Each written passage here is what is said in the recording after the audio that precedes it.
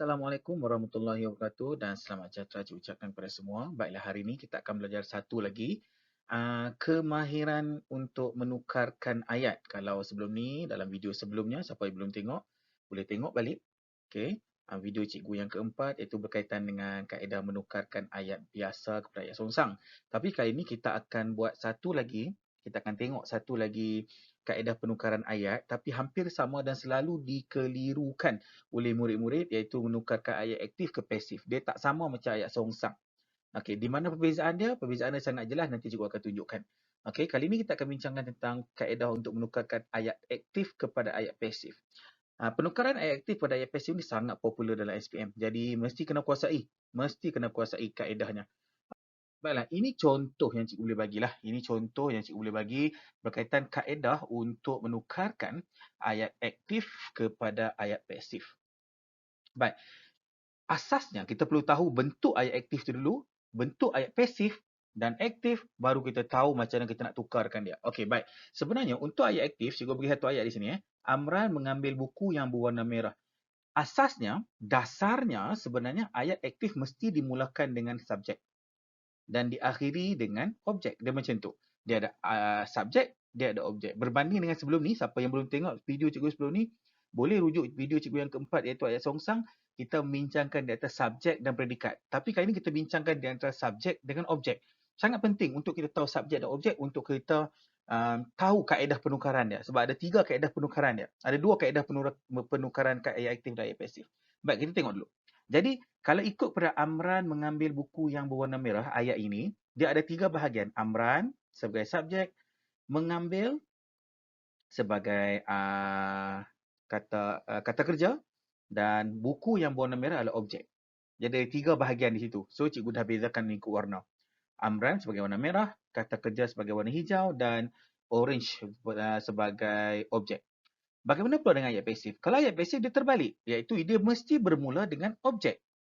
Nampak tak? Ini dah bawa ke depan. Tadi dia ke belakang, tapi sekarang dia kat depan. Iaitu buku yang berwarna merah diambil oleh Amran. Ini contoh ayat pasif.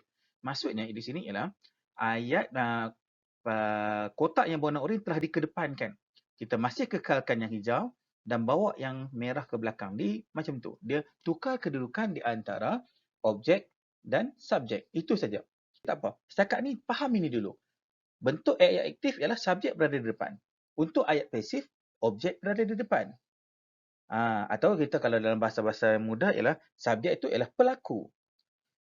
Objek ialah penderita. Contoh lain, saya menembak burung. So, saya tu pelaku.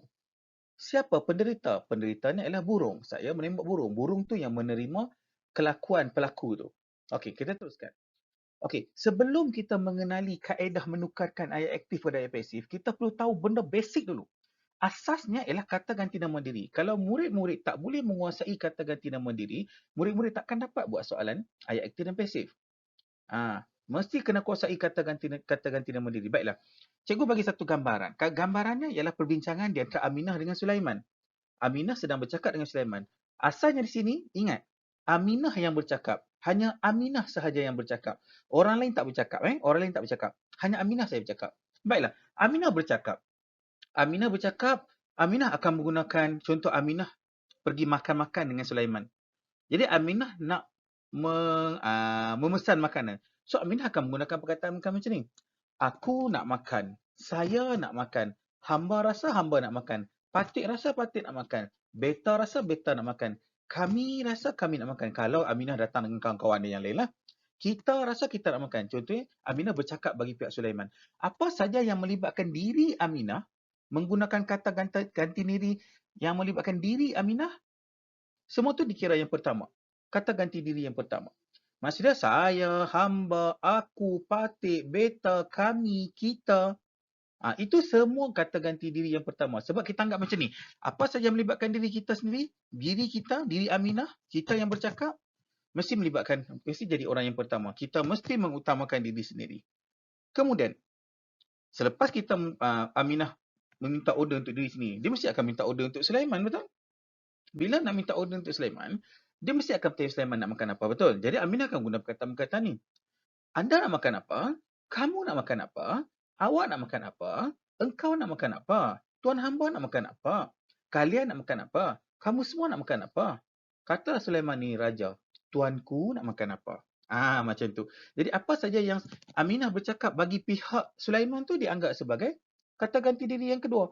Kalau bercakap tentang diri dia, saya, aku, hamba, patik, beta, kami, kita, semua tu itu kata ganti diri yang pertama.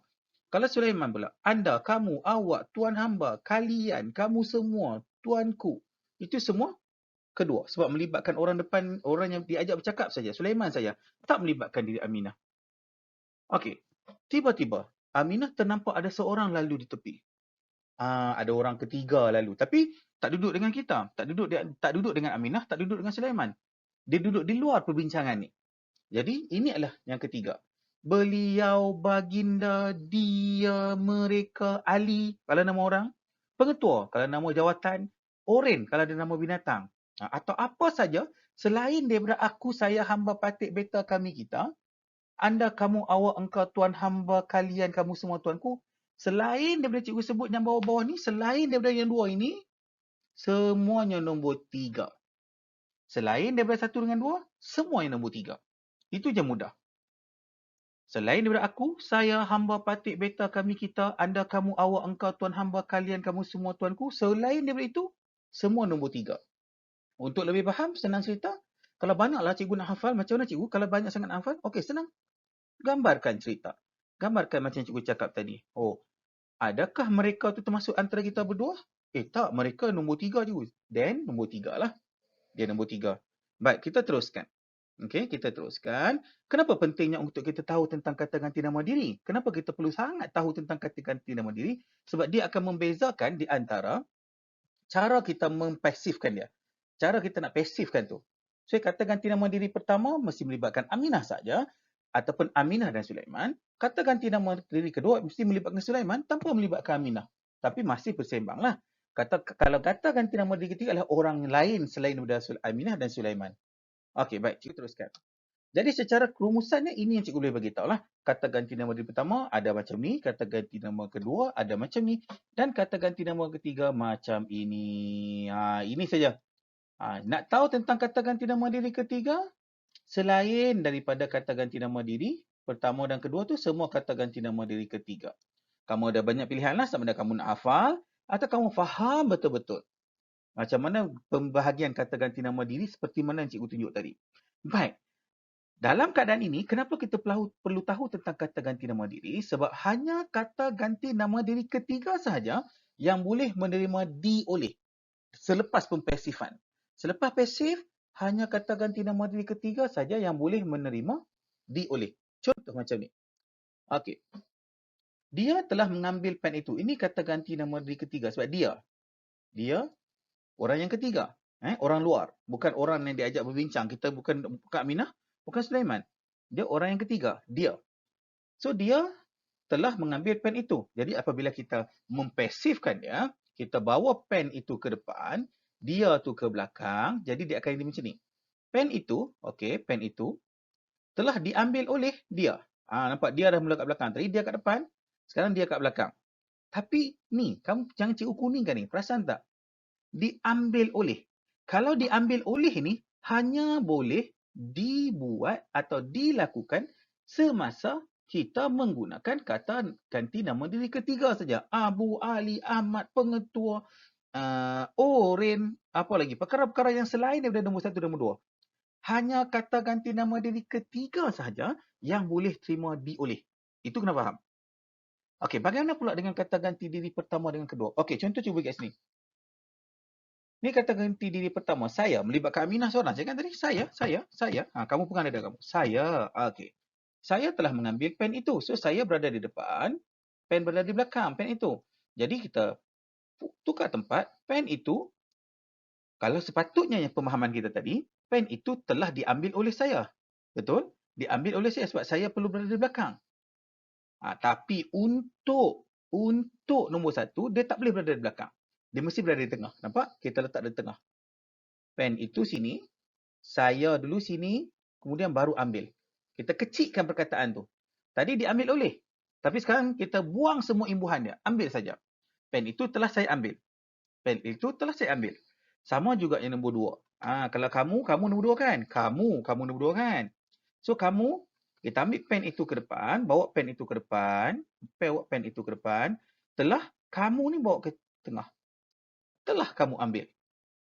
Macam tu. Hanya nombor 1, nombor 2 saja kita tak boleh guna oleh. Kita mesti kecilkan perkataan tu. Contoh, tadi cikgu ambil kata, burung itu, saya menembak burung itu. Saya. Kalau saya menembak burung itu, kita pasifkan dia akan jadi, burung itu ditembak oleh saya. Betul? Salah. Bukan. Bukan burung itu ditembak oleh saya. Burung itu saya tembak. Maknanya saya tu masuk tengah-tengah. Okey. Baik. Ini contoh soalan yang mudah lah.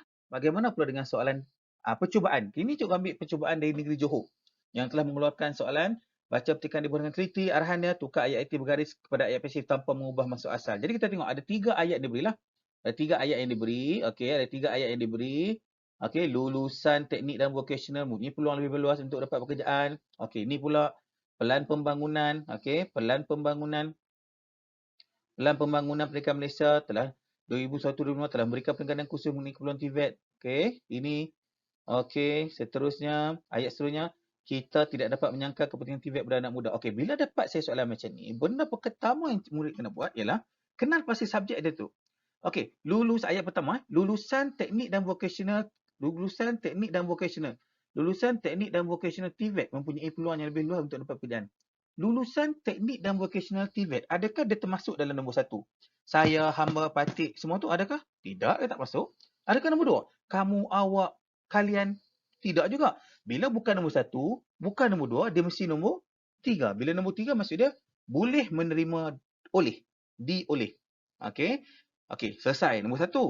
Pelan Pembangunan Pendidikan Malaysia 2015 hingga 2025 telah memberikan penekanan yang khusus mengenai keperluan TVET dalam pasaran buruh dan ekonomi negara.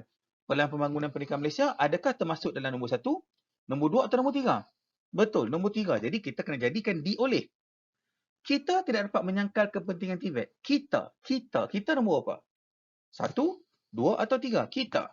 Betul? Kita termasuk diri sendiri, betul? Bila termasuk dengan diri sendiri, dianggap sebagai nombor 1. Jadi ini jawapan yang diberikan. Okey. Dipunyai oleh. Sebab kata kerja dia mempunyai, ditukar jadi dipunyai oleh.